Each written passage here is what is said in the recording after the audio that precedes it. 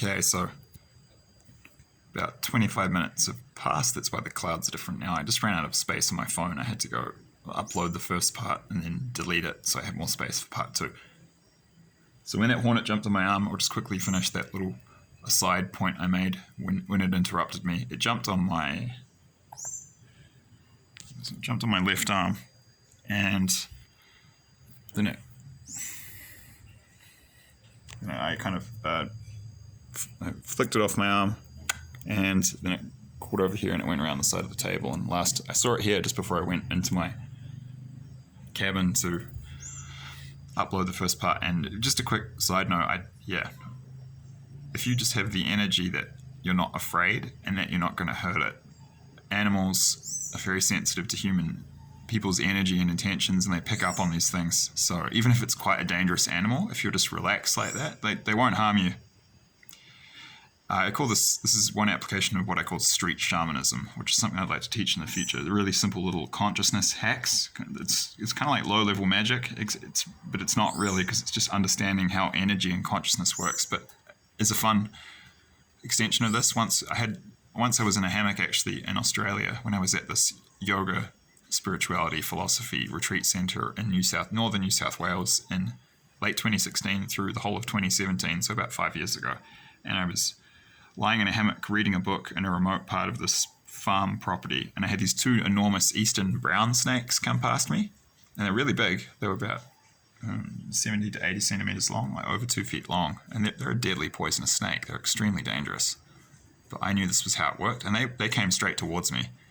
And they were sort of writhing around each other. I couldn't tell and then they went off behind a tree, and I couldn't tell if they were fighting or having sex. Which is funny, because I think if it's the right person, it'll be so passionate, energetic, and kind of loud that wild and kind of unbridled that it'll be very noisy and energetic, so you kind of can't tell which it is, which is quite funny. Funny how that works. The sex is really good. You can't tell if the people are having some violent fight, confrontation, or if it's this positive experience, lots of, banging on walls and screaming. Just same with humans. Anyway, I couldn't tell if these eastern brown snakes were fighting or having sex. I genuinely couldn't. They were like writhing around each other intensely, kind of. There's lots of violent thrashing in the leaf litter. And they were doing this about 10 meters behind me, but before they went off to have this energetic, passionate tryst or to try to murder each other. I couldn't tell which, again, which is funny. But anyway, they were doing their thing. But they came right past me when I was lying on this hammock, and they came within half a meter. These 2 deadly snakes, and they were really big. But I know this is how it works. So and this could have, this can save your life. Like if I'd freaked out, they could have bitten me. These dangerous snakes. Came right close to me. It was like a test, but I just stayed calm and relaxed. And it was like they didn't even see me. It was so interesting. They actually looked at me as they went past, and it was like I was invisible. It was really weird. And I've had similar experiences with animals in the past that aren't dangerous, like certain species of birds, and they'll be very calm and they'll let you get close. And I wasn't trying to disturb them, but they literally can feel that you're not in danger. Anyway, so that's a good hack for wild animals that are dangerous. All these nature documentaries where they want to get you scared, like that's not going to help you. They're quite possibly going to attack you because you're more powerful than most of the animals you'll encounter. So they'll just try and, if they feel like you're scared and you're going to attack them, they've got nothing to lose in hitting you with everything they've got. So if you leave them alone, they'll leave you alone. Anyway, that is a useful aside, but I'll finish up part 2. So the Holy Spirit gave me a download in this dream that giant panda mauled the bald eagle aircraft carrier in the Cook Strait.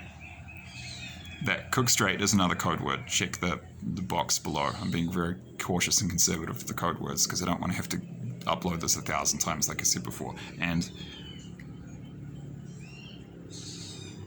I don't quite know what to make of that. I don't really believe it. But maybe it happens. Like some of the stuff I get shown in dreams, I'll be honest, when it first happens, I'm like, no, that'll never happen. I don't understand that. But then later, it becomes clear in time that no, that's what's going to happen. So I don't even really believe that. I'm inclined to believe it was close to the Cook Strait where the bald aircraft bald eagle aircraft carrier was mauled by giant panda. But I got told in the dream it was in Cook Strait. So again, check code words below if this is confusing. Get them simple, have a short, simple list. Anything else to add? We all knew what this meant, and that was why I had literally got up as soon as I saw it, and I went around the house to everyone in the house. They were just the first two people I went to, and I was like, and I said, oh, guys, look at the news. Look on this website, and it was on the mainstream news channels too, live. I said, this is it. Great confrontation between the two groups of animals in the zoo has begun. The great showdown between giant panda and bald eagle has begun. This is it. This is world confrontation between all zoo animals 3. And that was it. And I'm not quite sure if this felt like the first I'd heard of it, but I'm not 100% sure if this was the trigger for the war. I feel like giant panda had went to pursue Formosa, and then forces of bald eagle arrived and began to intervene. Then giant panda mauled bald eagle's aircraft carrier. But in the dream, it was honest. That's what I think it was. But in the dream, it kind of seemed like this was the first we'd heard of it, and this is when I think this is what I'm getting. I think this was the moment when we knew there would be full-blown war between giant panda and bald eagle. I think the war was already happening, but this was when we knew, like, holy crap, this is it. I mean, we all know what this means. So I think that was it, because this wasn't the start of the war. So yeah, that's what it is. This was when we knew that this was something number 3. So that's what it was shown.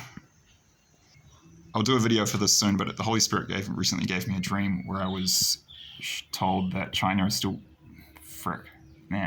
giant panda is still building up its forces, and they're not ready to do their mauling of many other nations throughout the world, including my own New Zealand. So I believe that these events are 5 to 10 years off, and I've now had 3 recurring dreams that have confirmed that timing of 5 to 10 years from now from the Holy Spirit. So it's pretty vague, but it's saying it's some way off.